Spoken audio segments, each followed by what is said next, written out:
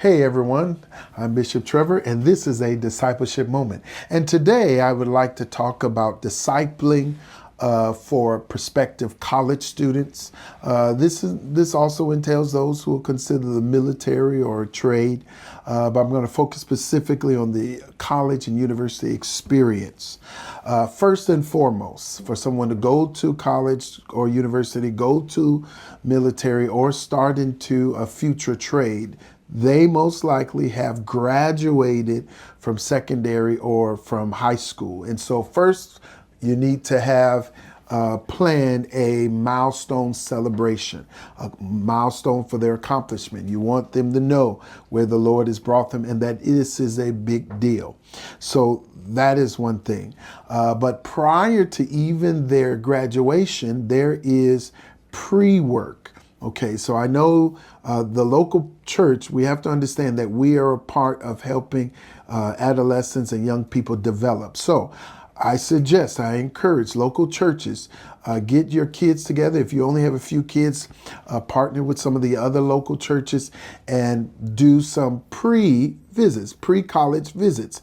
Visit some area campuses, talk to some administrators with the students so that they can understand what they're going to expect. What is it going to be like in the dorm? What's food going to be like? What are courses going to be like? What are the philosophies on campuses that they're going to be engaging with so that what are the lifestyles? Now, listen, some of this stuff is already in their high school, but they're going away. They're not coming back home often. And so you want to prepare them in advance. So help expose them to what they're going to experience so that you, in some sense, have a game plan to counteract what they're going to experience being away from home.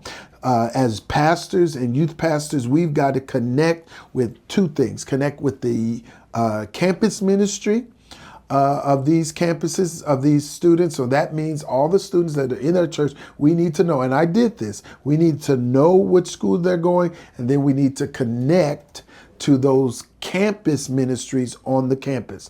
Now, not only do you connect to the campus ministry, but find a local church in that area that is going to minister to that student. And you ask that local church, will you partner with us over the next year to 4 years in reaching and connecting our students? And here's what we're asking. We need a family who is going to be a house of peace that's going to receive our kids.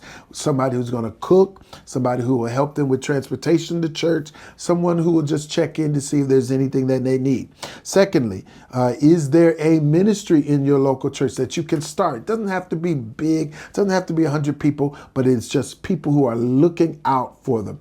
Church of God of Prophecy, if you are near a university, you need to develop this. You cannot take this for granted.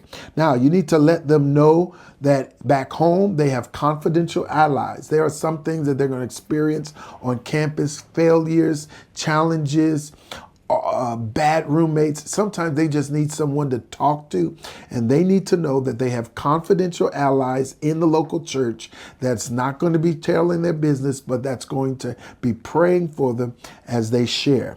We need a designated visitor. I really thank God in the church that we had pastored, and I experienced this also with my own kids, not just the other students in church. We had designated people in church, and they visited all of our students in the various universities that they attended in the state. They did, I think, twice a year, once in the spring, once in the fall. And so it was not unusual for these kids to, of course, come back when they're in town, check in, because we stay connected. Don't check out on them. Check in. Send them a mid-semester gift. Often kids are broke by the time Thanksgiving comes around. They're tired. Sometimes they're worn. Send them a package in the middle of the semester saying, we're praying for you. Here's a couple of dollars. Here's some candy. Here's something you need to get you through studies. Now, for the kids, when they're going to be coming back, talk internships. Connect with, you have graduates at your church, or you have graduates in your community.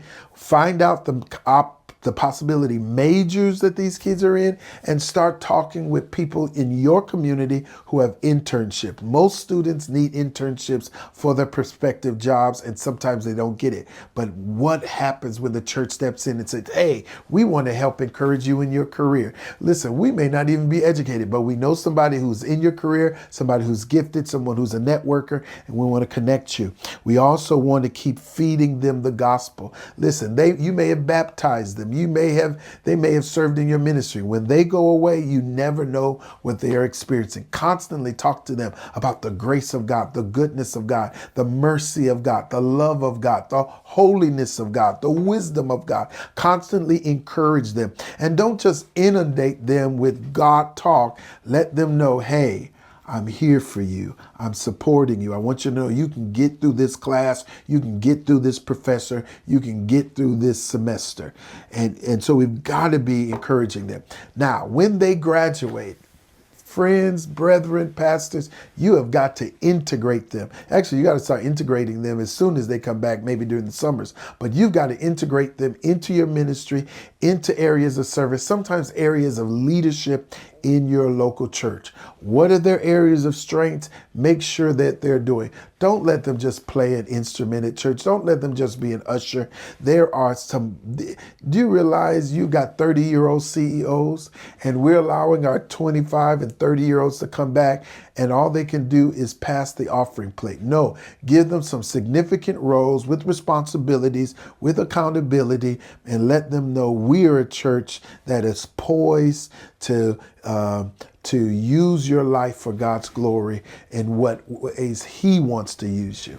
So let's prepare to receive our military and university students and our other students, and let's prepare to send them off as disciple makers in their world. Amen. I'm Bishop Trevor, and this is a Discipleship Moment.